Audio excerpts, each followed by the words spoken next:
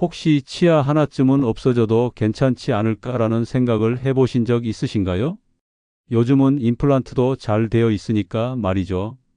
그런데 만약 지금 이 순간 선생님의 입안에 있는 치아 하나의 값이 현금으로 환산하면 5천만 원이라고 한다면 이 이야기를 그냥 넘길 수 있을까요?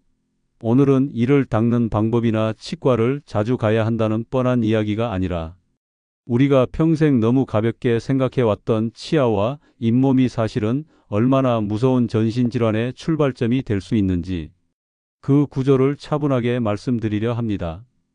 대부분의 분들은 잇몸병이라고 하면 이가 흔들리거나 고름이 나거나 냄새가 심해졌을 때를 떠올립니다.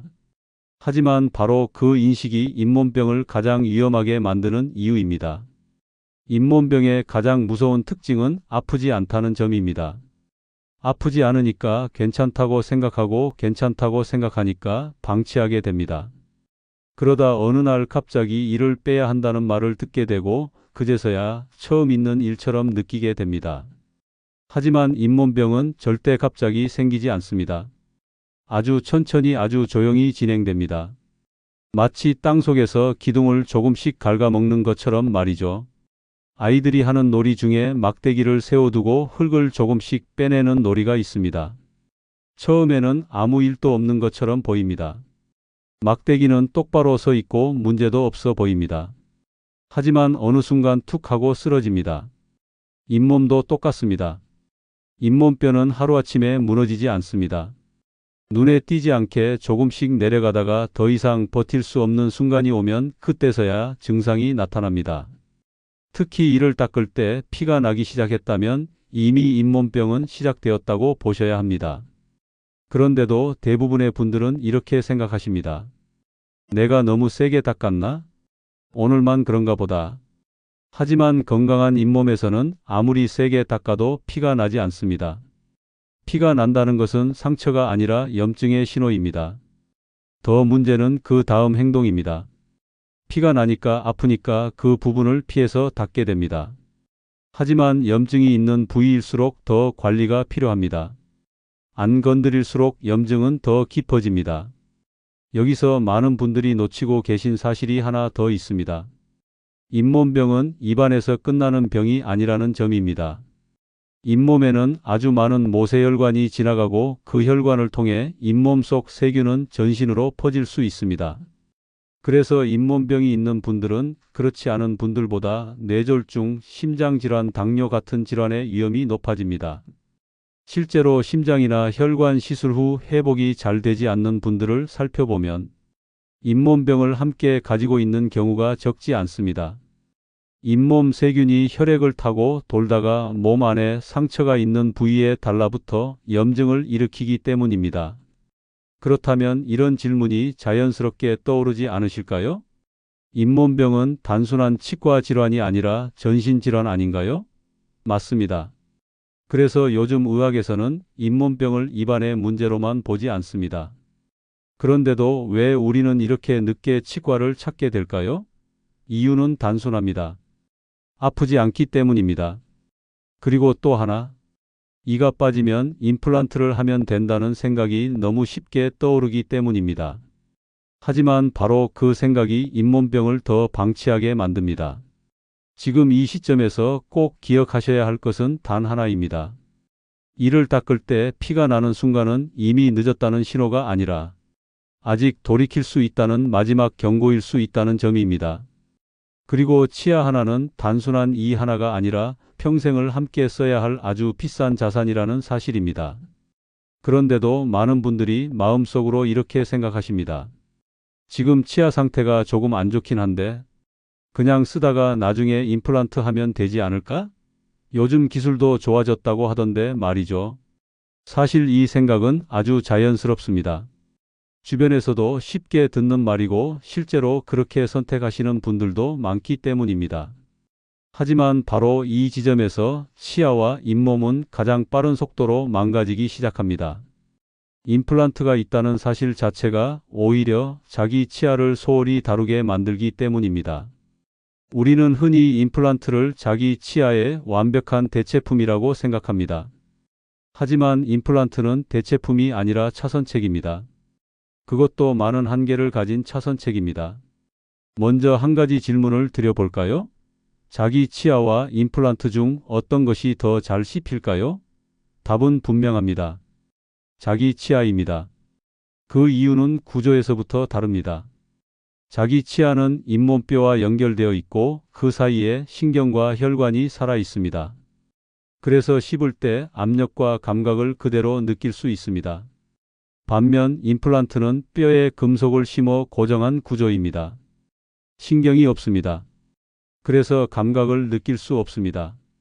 임플란트를 하신 분들 중에는 이런 말씀을 하시는 분들이 많습니다. 씹히긴 씹히는데 내 치아 같지는 않다. 이 느낌은 기분 탓이 아닙니다. 실제로 그렇기 때문입니다. 임플란트에는 씹는 감각이 없습니다. 그래서 단단한 것을 씹을 때도 자극을 바로 느끼지 못합니다. 자기 치아가 있다면 돌이나 단단한 것을 씹는 순간 통증이 먼저 옵니다. 그래서 바로 멈춥니다. 하지만 임플란트는 그렇지 않습니다. 감각이 없기 때문에 그대로 힘을 줍니다. 그 결과 보철물이 깨지거나 임플란트 자체에 무리가 가는 일이 생깁니다. 또 하나 기억해야 할 중요한 차이가 있습니다. 자기 치아는 문제가 생기면 통증이라는 신호를 보냅니다. 하지만 임플란트는 문제가 생겨도 조용합니다. 그래서 더 늦게 발견되고 더 크게 망가집니다. 많은 분들이 임플란트는 한 번 하면 평생 쓰는 거라고 생각합니다. 하지만 현실은 그렇지 않습니다. 임플란트에도 수명이 있습니다. 평균적으로 보면 10년 안팎입니다. 물론 관리를 잘하면 더 오래 쓰는 경우도 있지만 다시 시술이 필요한 경우가 많습니다. 만약 30대에 임플란트를 했다면 평균 수명을 생각했을 때 평생 여러 번 다시 시술을 받아야 할 가능성도 있습니다. 그때마다 잇몸뼈가 충분히 남아있을지는 장담할 수 없습니다. 그리고 임플란트의 가장 큰 문제 중 하나는 음식물이 끼는 구조입니다.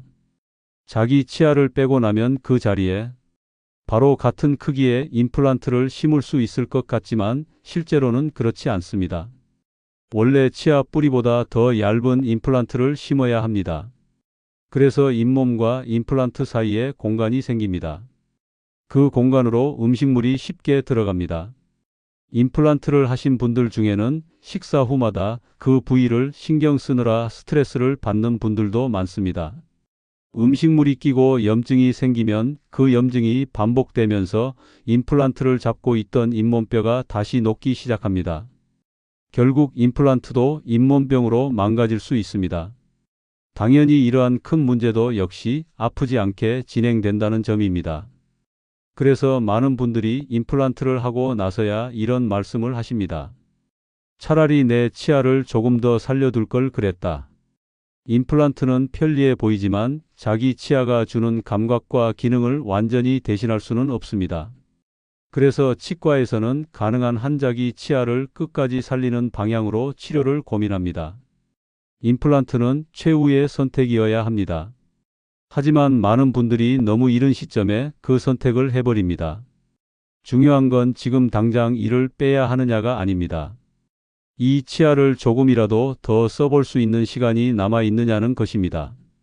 그리고 그 시간을 좌우하는 건 생각보다 단순합니다. 바로 잇몸 상태입니다. 자, 그렇다면 이 잇몸 상태는 어디서 차이가 나기 시작할까요? 매일 반복되는 관리 습관에서 조금씩 차이가 쌓여 만들어집니다. 바로 여기서 많은 분들이 착각을 합니다. 양치를 열심히 하는 것과 잇몸을 제대로 관리하는 것을 같은 일이라고 생각하기 때문입니다. 그래서 이런 질문이 나옵니다. 나는 하루에 2번, 3번 꼬박꼬박 이를 닦는데 왜 잇몸이 점점 안 좋아질까요? 이 질문은 아주 중요합니다. 왜냐하면 바로 이 지점에서 대부분의 분들이 같은 오해를 하고 있기 때문입니다. 이를 자주 닦는다고 해서 잇몸이 자동으로 지켜지는 것은 아닙니다. 칫솔질은 분명 기본입니다. 하지만 기본만으로는 잇몸병을 막기 어렵습니다. 그 이유는 우리가 사용하는 칫솔이 닿는 범위가 생각보다 매우 제한적이기 때문입니다. 칫솔은 치아의 겉면은 비교적 잘 닦아줍니다. 하지만 치아와 치아 사이 그리고 잇몸 안쪽 깊은 곳까지는 닿지 않습니다. 바로 그 닿지 않는 공간에서 잇몸병은 시작됩니다. 음식물 찌꺼기와 세균은 우리가 가장 신경 쓰지 않는 그 틈에 남아있고 시간이 지나면서 염증을 만듭니다. 그런데 양치를 하고 나면 입안이 개운해집니다. 거품도 나고 향도 좋습니다. 그래서 우리는 깨끗해졌다고 착각합니다. 하지만 실제로는 치아 사이와 잇몸 경계에는 여전히 많은 찌꺼기가 남아 있습니다. 이 상태가 매일 반복되면 잇몸은 버티지 못합니다. 그래서 잇몸 관리의 핵심은 칫솔질 이후에 무엇을 하느냐에 달려 있습니다. 잇몸 관리에는 여러 단계가 있습니다. 이 단계를 지키느냐 지키지 않느냐에 따라 잇몸 상태는 크게 달라집니다. 첫 단계는 입안에 남아있는 음식물 찌꺼기를 먼저 씻어내는 과정입니다. 이를 닦기 전에 치아 사이에 끼어 있는 찌꺼기부터 제거해 주는 것이 중요합니다. 수압세정기를 사용하면 치아 사이에 끼어 있던 음식물 찌꺼기가 생각보다 많이 나옵니다. 직접 해보신 분들은 놀라실 겁니다. 양치를 이미 했는데도 이렇게 많이 나올까 싶을 정도입니다. 두 번째 단계는 칫솔질입니다. 칫솔질에서 중요한 것은 힘이 아니라 방향입니다. 잇몸에서 치아 쪽으로 쓸어 올리듯 닦아야 합니다. 그리고 마지막 단계가 치간 칫솔과 치실입니다. 이 단계가 빠지면 잇몸 관리는 절대 완성되지 않습니다. 많은 분들이 치간 칫솔이나 치실을 사용할 때 피가 나서 무섭다고 말씀하십니다. 그래서 아프니까 하지 않게 됩니다. 하지만 피가 난다는 것은 잘못하고 있다는 뜻이 아니라 이미 염증이 있다는 뜻입니다. 염증이 있는 곳일수록 더 깨끗하게 관리해야 합니다. 또 하나 흔한 오해가 있습니다. 치간 칫솔을 쓰면 치아 사이가 더 벌어진다는 생각입니다. 하지만 치아 사이는 이미 벌어져 있습니다. 그 공간에 쌓인 염증과 찌꺼기를 제거하지 않으면 잇몸뼈가 더 빨리 내려갑니다. 치간 칫솔에도 굵기가 있습니다. 자신의 잇몸 상태에 맞는 굵기를 선택하는 것이 중요합니다. 이 부분은 치과에서 상담을 받는 것이 가장 안전합니다. 그리고 치실은 치아 사이가 벌어졌을 때만 쓰는 도구라고 생각하는 분들도 많습니다. 하지만 치실은 원래 치아 사이가 건강할 때부터 사용하는 도구입니다. 음식물이 많이 끼기 시작했을 때 쓰는 것이 아니라 끼지 않게 만들기 위해 쓰는 것입니다. 이 습관은 어릴 때부터 형성될수록 좋습니다. 아이들에게도 손잡이가 달린 치실을 사용해 주는 것이 도움이 됩니다. 잇몸 관리에 대해 이야기하다 보면 빠지지 않고 나오는 질문이 있습니다. 소금으로 이를 닦으면 좋다는 이야기는 사실인가요? 예전 어르신들 중에는 소금으로 이를 닦는 분들이 많았습니다. 하지만 이는 절대 추천할 수 없는 방법입니다. 굵은 소금 입자는 잇몸에 미세한 상처를 냅니다. 그 상처 위로 세균이 더 쉽게 침투합니다. 잇몸에는 도움이 되지 않습니다.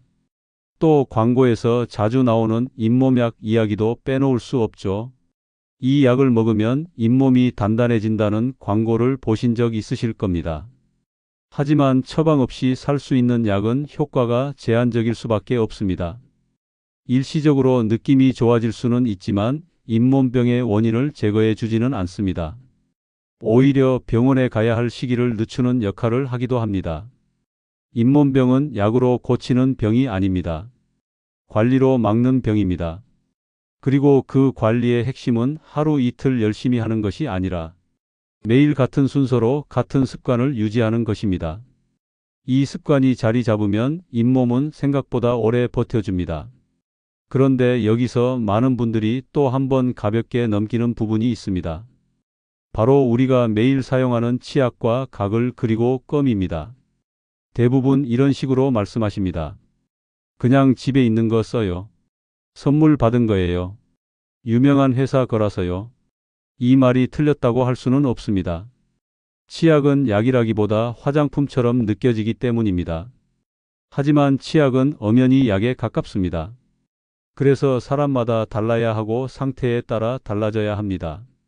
잇몸이 약한 분과 충치가 잘 생기는 분이 같은 치약을 쓰는 것은 합리적이지 않습니다. 그런데 우리는 그 차이를 거의 고려하지 않습니다. 자, 먼저 불소 이야기를 해보겠습니다. 불소는 충치를 예방하는 데 중요한 역할을 합니다. 그래서 어린이나 청소년처럼 충치가 잘 생길 수 있는 시기에는 불소가 일정 수준 이상 들어있는 치약을 쓰는 것이 도움이 됩니다. 하지만 연세가 어느 정도 있으신 분들은 충치보다 잇몸 문제가 더 중요해지는 경우가 많습니다. 이때는 불소 함량보다 치약의 자극성이 더 중요해집니다. 치약 안에는 이를 닦기 위해 미세한 연마제가 들어 있습니다. 이 연마제가 너무 강하면 시린 이를 더 시리게 만들고 잇몸에도 자극을 줍니다. 그래서 잇몸이 약하거나 피가 나는 분들은 크림처럼 부드러운 치약이 더 적합합니다. 반대로 충치가 잘 생기는 분들은 너무 부드러운 치약만 쓰면 개운하지 않고 세정력이 부족하다고 느낄 수 있습니다. 이처럼 치약은 모두에게 같은 답이 있는 물건이 아닙니다. 다음으로 많은 분들이 구매하시는 미백 치약 이야기를 해보겠습니다. 미백 치약을 쓰면 치아가 하얘질 것 같다는 기대를 하게 됩니다. 하지만 솔직하게 말씀드리면 미백 치약의 효과는 매우 제한적입니다. 치아는 뼈와 같은 경조직입니다. 화장품처럼 바른다고 눈에 띄게 색이 변하지 않습니다. 치과에서 하는 미백은 높은 농도의 약물을 사용하기 때문에 효과가 나타나는 것이고 그만큼 시림 같은 부작용도 동반됩니다. 시중에 판매되는 미백 치약은 안전을 위해 농도가 매우 낮습니다. 그래서 큰 효과를 기대하기 어렵습니다. 자, 그렇다면 가글은 매일 써도 괜찮은 걸까요? 가글을 하면 입안이 상쾌해지고 냄새도 줄어드는 느낌이 듭니다. 그래서 양치를 대신해도 되는 것처럼 느껴질 때도 있습니다. 하지만 가글은 양치를 대신할 수 없습니다. 가글은 보조 수단입니다. 이를 닦을 수 없는 상황에서 일시적으로 사용하는 것이 목적입니다. 가글 안에는 알코올 성분이 들어있는 경우도 있습니다. 이 성분이 입안을 일시적으로 소독해주는 느낌을 주지만 장기적으로는 입안을 더 건조하게 만들 수 있습니다. 입이 마르면 침이 줄어들고 침이 줄어들면 세균이 더 쉽게 번식합니다. 그래서 가글은 너무 자주 사용하는 것보다 상황에 맞게 사용하는 것이 좋습니다. 그럼 가글을 하고 나서 물로 헹궈야 할까요? 대부분의 경우 굳이 헹굴 필요는 없습니다. 가글 성분이 입안에 조금 남아 있어도 큰 문제는 되지 않습니다. 다음으로 자기 전에 껌을 씹는 습관, 잇몸에는 도움이 될까요? 이 질문을 받으면 많은 분들이 고개를 갸웃하십니다. 껌이 치아에 안 좋을 것 같기도 하고 한편으로는 입안이 촉촉해질 것 같기도 하기 때문입니다. 무설탕 껌은 도움이 될 수 있습니다. 껌을 씹으면 침 분비가 늘어납니다. 침은 입안의 가장 중요한 자연 방어 장치입니다. 음식물 찌꺼기를 씻어내고 세균의 활동을 억제합니다. 특히 연세가 들면서 침이 잘 나오지 않는 분들에게는 무설탕 껌이 도움이 될 수 있습니다. 다만 설탕이 들어간 껌은 오히려 충치를 악화시킬 수 있으니 피해야 합니다. 이제 입냄새 이야기를 해보겠습니다. 많은 분들이 입냄새의 원인을 위나 장 때문이라고 생각하십니다. 하지만 대부분의 입냄새는 입안에서 발생합니다. 음식물 찌꺼기와 세균이 분해되면서 나는 냄새입니다.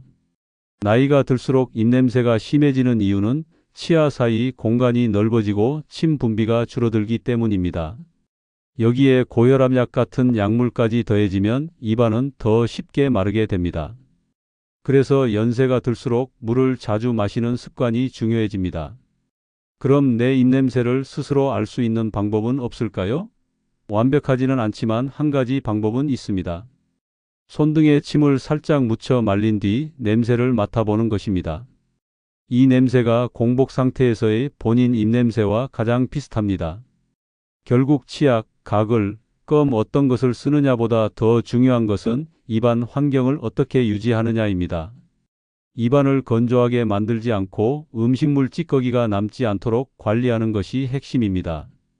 입안을 어떻게 관리하느냐만큼이나 중요한 것이 하나 더 있습니다.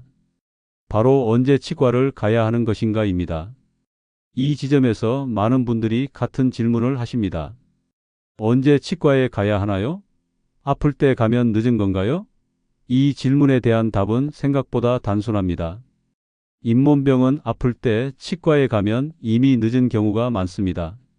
통증이 느껴졌다는 것은 병이 상당히 진행되었다는 신호이기 때문입니다. 오히려 치과에 가야 할 시점은 통증이 아니라 작은 변화에서 시작됩니다. 이를 닦을 때 피가 나기 시작했을 때, 이전보다 시리거나 뻐근한 느낌이 들기 시작했을 때, 이가 길어진 것처럼 느껴질 때, 바로 이때가 치과를 미루지 말아야 할 시점입니다. 그런데도 많은 분들이 치과 방문을 계속 미룹니다.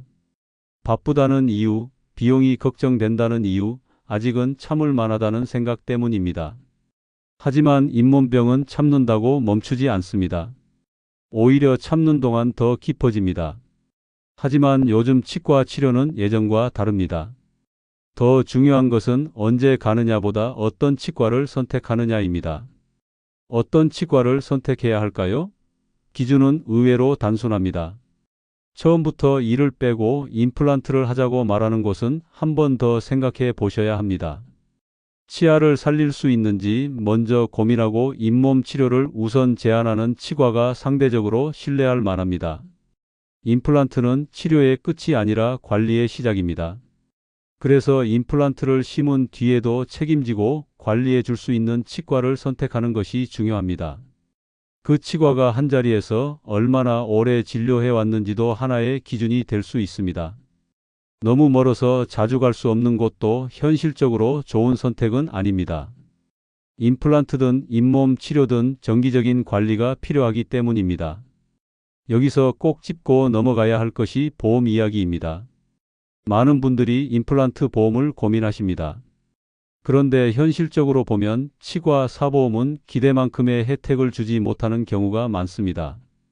약관이 복잡하고 가입 시점에 이미 문제가 있었던 치아는 보장이 되지 않는 경우도 많습니다. 반면 우리나라 국민건강보험은 생각보다 많은 치과 치료를 보장해 줍니다. 스케일링만 해도 보험 적용을 받으면 큰 부담 없이 받을 수 있습니다. 문제는 우리가 이 혜택을 잘 모르고 활용하지 않는다는 점입니다. 젊을 때 관리를 하지 않다가 나이가 들어서 임플란트 보험을 드는 것은 순서가 뒤바뀐 선택입니다. 보험은 망가진 뒤를 대비하는 수단이 아니라 망가지지 않게 관리하는 데 활용해야 의미가 있습니다. 정기적인 스케일링과 잇몸 치료만 잘 받아도 평생 임플란트를 하지 않고 지낼 수 있는 경우가 적지 않습니다. 결국 치과비를 줄이는 가장 확실한 방법은 큰 치료를 피하는 것입니다. 그리고 큰 치료를 피하는 유일한 방법은 작은 관리를 미루지 않는 것입니다. 마지막으로 치아는 나이가 들면 당연히 나빠지는 것이 아닙니다. 관리하지 않아서 나빠지는 것입니다. 자기 치아를 끝까지 쓰는 것은 불가능한 일이 아닙니다. 다만 꾸준함이 필요할 뿐입니다. 하루아침에 바꾸려 하지 않아도 됩니다. 오늘부터 딱 한 가지만 기억하시면 됩니다. 이를 닦을 때 피가 나면 괜찮다고 넘기지 말 것, 정기적으로 치과를 찾을 것, 임플란트는 최후의 선택으로 남겨둘 것, 이 세 가지만 지켜도 치아는 훨씬 오래 버텨줍니다. 치아는 평생 써야 할 도구입니다. 그리고 그 도구를 지키는 일은 생각보다 어렵지 않습니다. 오늘의 이야기가 도움이 되셨다면 화면 아래에 좋아요와 구독을 꾹 눌러주세요. 댓글에 치아이라고 남겨주세요. 여러분의 관심이 저에게 큰 힘이 됩니다. 오늘도 몸이 편안한 하루 보내시기 바랍니다. 감사합니다.